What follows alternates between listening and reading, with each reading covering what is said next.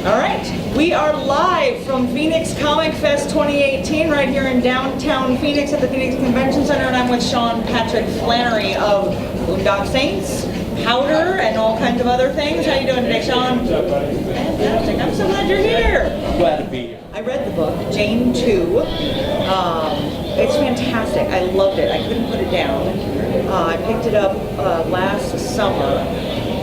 He signed it, actually. Picked it up and couldn't put it down. I was on the plane, falling asleep. I couldn't put the book down. I got home, hadn't seen my family in a week. I couldn't put the book down.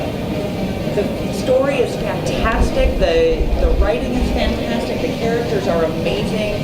The grandfather is my favorite. Tell me about the inspiration for the book, the story. What can you tell us about the book that doesn't give away the book? Because I want people to read it. It's fantastic. I guess what people don't know is I moved out to LA originally to be a writer. And I studied theater at university. I studied business with film school, but also the most beautiful girl I've ever seen in the world was leaving a building every Monday morning, so I dropped out of an English class and I signed up for whatever they were teaching in that building. It ended up being the theater department. And fell in love with acting. I wrote a piece of children's theater whenever I finished college. I drove out to LA to produce that play. There was always a story, something that happened to me when I was 8 years old that I always wanted to write about. And I wrote for a couple of periodicals, and Jane Pratt, the editor of Jane magazine, saw a piece I wrote for Details I could use. And she really liked my writing style. And she said, I'd love for you to write something for my magazine. I had no idea what I could possibly relate to a woman's magazine. But she said, why don't you write about your first kiss? And I said, serendipity. The story that I would want to always write is about a girl named Jane. And I said, I will write that as a short story for your magazine. And I did. And a number of companies came out of the woodwork trying to procure the rights to it, which was very flattering. Weinstein's company, who's in the news today, I actually so very, very flattering. But I was very possessive with the story. I'd love to pretty much sell anything to Miramax, but that's just a little close to home, so I wanted to be creatively involved in it. So I sat on it, and then 3 years ago, I took a year off and I put on my laptop and I wrote the story.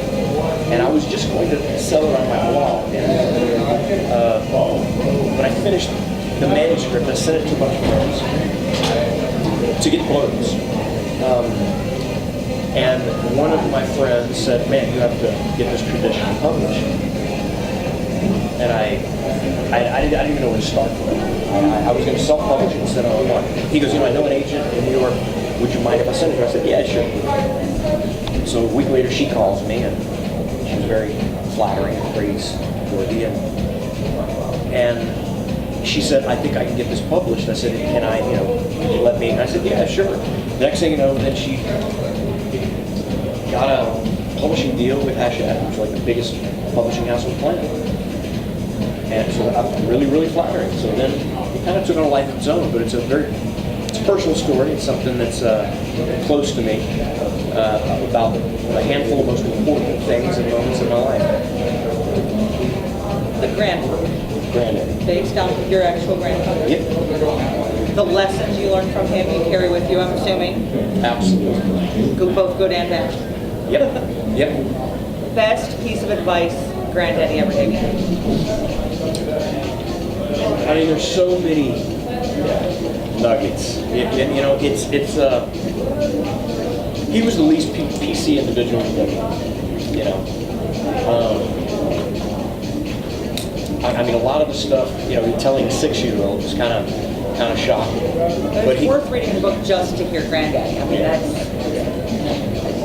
Yeah, I mean, I was 6 years old, and he was telling me, life got balls, kick him between the legs, stuff like that. So he was that guy. He's one of the most important people in my sphere,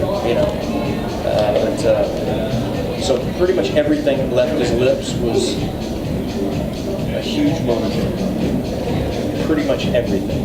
He didn't speak a lot. When he did, it was a gem and something. Any bad advice he gave you?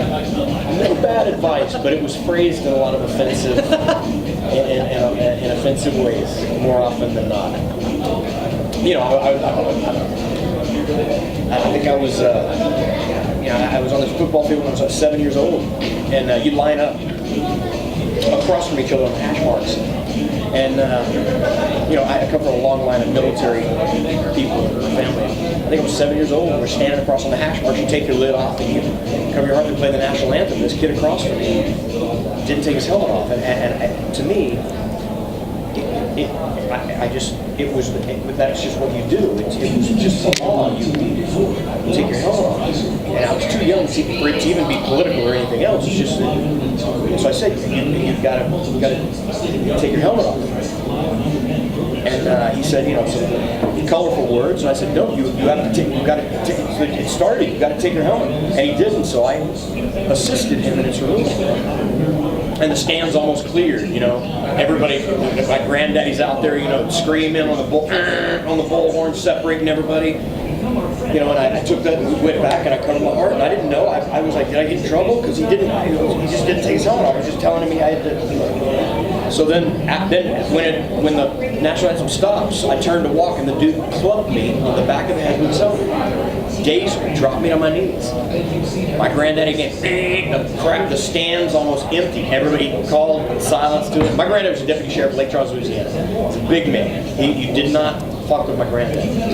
So my granddaddy walked off into the center of the field by my shoulder pads. He reached, grabbed me right here, lifted me up, right up here, and stuck that big trigger finger right in my face mask. And from the stands, it must have looked like he was really giving me a tongue lashing. And he's in there with the confines, it was me and my granddad. You know, I just kind of got into a fight with the kid, pulled his helmet off in front of people. I thought, oh shit, I'm going to get in trouble. Granddad's walking up to me, and he lifts me right up, shoves that finger to the face mask and says, God damn it, boy, I'm proud of you. You know what I mean? It's just a moment like that. And then afterwards on the sideline, this kid, he goes, you know, your grandmama gonna be offended about the same shit I'm proud of. It's important to hear both sides. He goes, now I'm gonna tell you something. He goes, that boy, number 14, he plays on offense. I was running back, played on. He goes, you tell me what you want to do. You can play any position you want to play today. You tell me what you want to do. And I could see that there was something important. I thought about it and I said, this is the words that he used. He goes, you'll never let a little pussy shit like that tell you what to do. He goes, any position you want to play today, you let me know. What position? I said, I want to play whatever's directly across from that little pussy shit. My granddaddy let me play for that. And it's an interesting lesson. You know, that kid stayed in the game about a total of 3 plays. He never went back on the field. So things that would probably get my granddaddy called social services on today. But I'll never forget that dude. Never forget it. Well, I'll tell you, he was my favorite character in the book. I believe you brought some copies with you. I did, yeah. So if you're heading out onto the floor there and you catch Sean at his booth, I'm pretty sure you can pick up a copy of Jane 2. It is a fantastic read. I absolutely love it. So let's talk about playing a character that has already been played by somebody so iconic. How do you step into, you guys all know what I'm talking about, or do we need to elaborate We're talking about Young Indiana Jones, Harrison Ford, which is kind of crazy to step into the shoes. How do you step into the shoes of somebody like Harrison Ford and play a role that has been made so famous by such an iconic actor? What do you do? How do you prepare for that? What is that like? Well, I don't think you can prepare for it. Also, it's playing Indiana Jones at a very different time in his life. It was playing Indiana Jones before he became the character that we know and love as the Harrison Ford character. Also, the scripts for the TV show were written very differently. It was under the guise of the same character, but just the writing alone separated. It was a very, very, very different piece of work. But I mean, as far as being honored, I don't know. I honestly think that Harrison Ford's like the last iconic movie star that we've ever had. You know, we have some big name, huge celebrities. Brad Pitt's a huge celebrity, but Harrison Ford was like a Cary Grant movie star. You know what I mean? Maybe that's just me, but to me, he was Montgomery Clift, Harrison Ford, Cary Grant. I mean, when I think of Brad Pitt, I think, holy shit, movie star. But and maybe he will be an icon later. But you know, I think of Harrison Ford as that kind of iconic old school. So it was hard for me to fathom. Every day on set, I thought it was going to be fun. I'm not kidding. I was on a plane going to London. I'm like, there's no way that I'm going to land and actually film some Indiana Jones. There's no way. You know, they're going to go, oh, fuck, you're that dude from Texas. Fuck, we thought we hired enough actors. You know. But, you know, it was a great experience, man. It was a great experience. I rode a horse to lunch. It's a very different character from some of the other roles that you've had. Indiana Jones versus Powder versus Boondock Saints definitely shows kind of the breadth of your acting and what you can do with a character and character development. Which was your favorite? What has been your favorite role ever? You know, when people ask me that, I always ask them to decipher the criteria that you're using to determine favorite. If it's the most fun on the day while you're filming, you'd be hard pressed to find something that supersedes Boondock Saints, because I don't know one of my best friends on the planet. I mean, imagine everybody here has a best friend. Imagine if you got to go to a foreign country for 3 months, paid an exorbitant amount of exotic currency, treated as royalty, with your best friend on the planet. It's hard to not make that the most wonderful experience. But artistically, the final product would have to be Powder. For me, roles like that are why you get into the business, you know? And I had the opportunity to do one of those roles. One of those roles that, you know, when you're 80, you can go to your kid and go, Daddy did that. You know, it's so artistically it'd have to be Powder. But fun on the day. I mean, the episode of Ride is up there at the top. You're riding wheelies across Texas. Well, we are going to slowly wrap things up here. Yes. Sean's got other places to go, people to see, booths, autographs to sign, and pictures to take. He will be here the rest of the weekend, all day today, tomorrow, and Sunday. So make sure you stop by and see him, pick up his book. We're going to end with a little rapid fire again. For those of you who were in the room before, are you ready? Rapido fuego. Rapid fire, dogs and cats. Coke or Pepsi? Gives a fuck. Coffee or tea? Gives a fuck. Superman or Batman? You know, here's the deal. Coke and Pepsi taste so damn similar to me. I haven't had so much Coke that I go, oh, that's so. I can't. I don't know. You know, some people swear you can tell the difference. I know, but those are people that do like 7 cans a day. Because I mean, when they did the Pepsi challenge, I was like, motherfucker, I think it tastes like cola to me. You know, I grew up in Louisiana with RC Cola. I've had more RC than Coca-Cola. I don't know. It was fucking cola. You know, and then Shasta Cola. My family could never afford the name brand shit. We got Shasta or RC. You're like, you give a dime a can more for fucking Coca-Cola? Another way. Maybe from the South. They call it pop down there? What do you call it? Soda? Oddly enough, you call it soda or sometimes soda pop, but we called everything Coke. Even though we couldn't afford Coke, you called it a Coke. Give me a Coke. And nowadays when they're like, oh, we only serve Pepsi product, I'm like, fuck off. Bring me a motherfucking cola. You know what I fucking mean. This new generation, like I'm after the brand. Oh, never mind then. Oh, you only have Pepsi? Forget it then. Never mind. No, give me an iced tea. Forget it. I'm like, really? Lady? Serious? But, you know, coffee or tea, I really don't drink coffee unless it's after a meal just for the deliciousness. I don't wake up and like, I hate coffee.